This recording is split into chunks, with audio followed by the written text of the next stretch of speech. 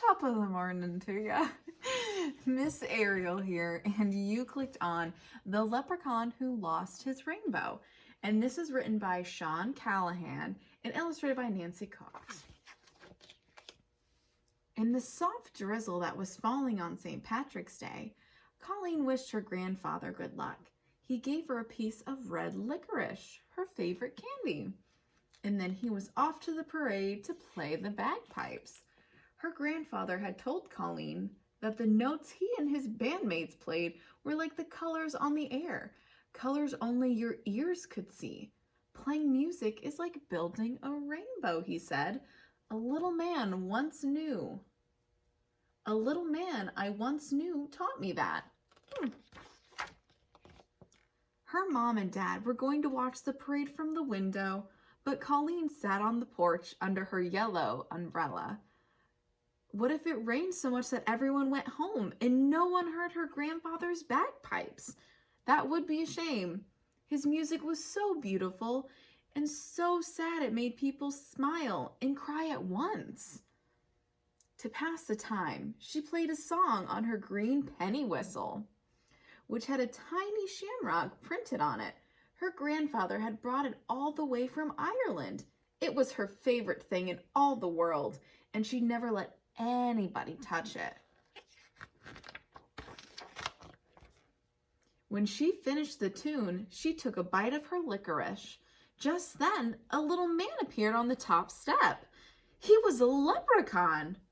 "I like your penny whistle," the little man said. "You play very well." Colleen started to say thank you when suddenly the leprechaun jumped into the air and took the licorice stick right out of her mouth. He dropped it into his hat.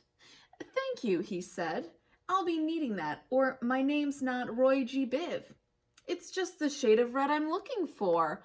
Oh my gosh. Colleen was shocked. "What are you doing?" she shouted. "Give me my candy." The leprechaun frowned. "Your grandfather was so much more helpful." "You know my grandfather?" Colleen asked. "Yes, we created a rainbow together back when he was a boy," Mr. Biv explained. Colleen was puzzled. Could this be the little man her grandfather talked about? I think we should find out. Mr. Biv looked glum. "I've lost my rainbow again, and my gold is at the end of it. So I need someone's help to build my rainbow." He paused. "That someone is you." Colleen frowned. Leprechauns were tricky. Everyone knew that. Could Mr. Biv be telling the truth?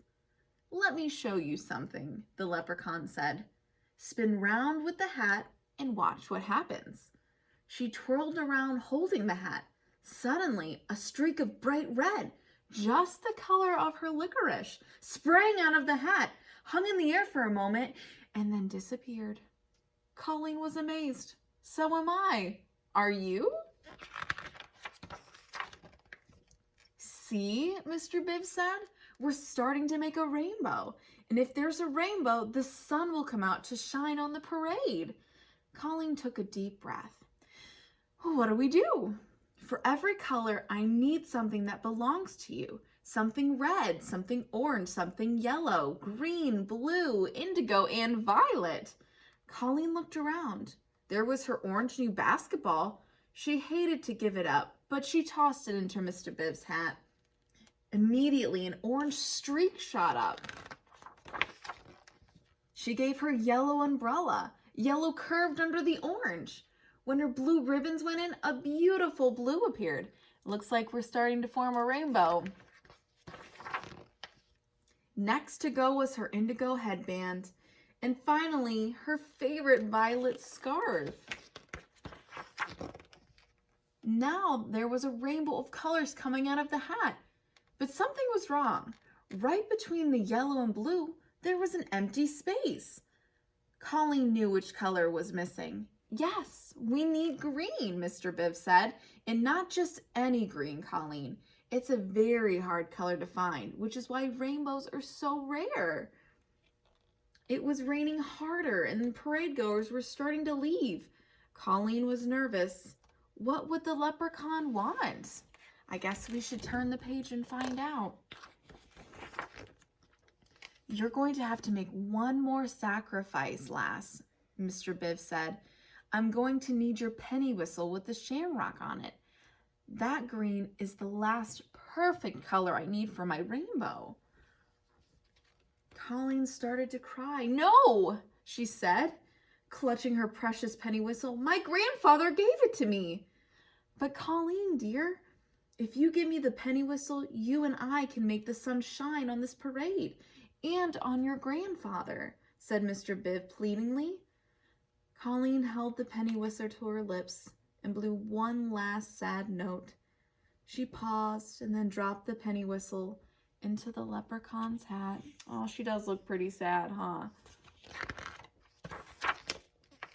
In a flash, the rain stopped. The sun burst through the clouds in a rainbow, complete with the most beautiful shade of green ever spread across the sky.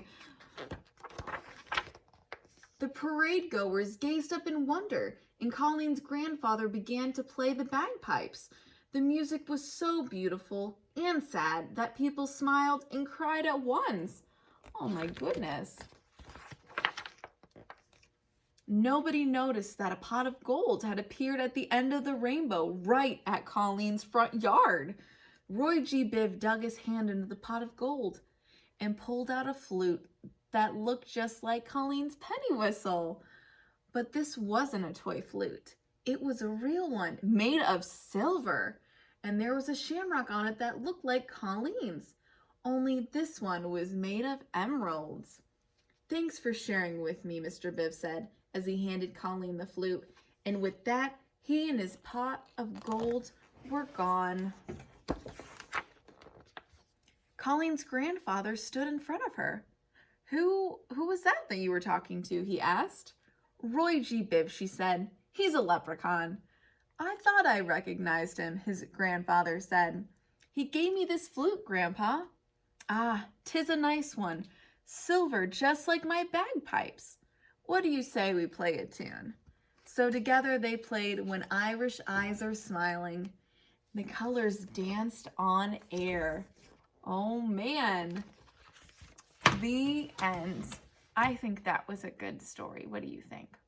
Some sacrifices are worth it, huh? Don't forget to click around and see what else you can find.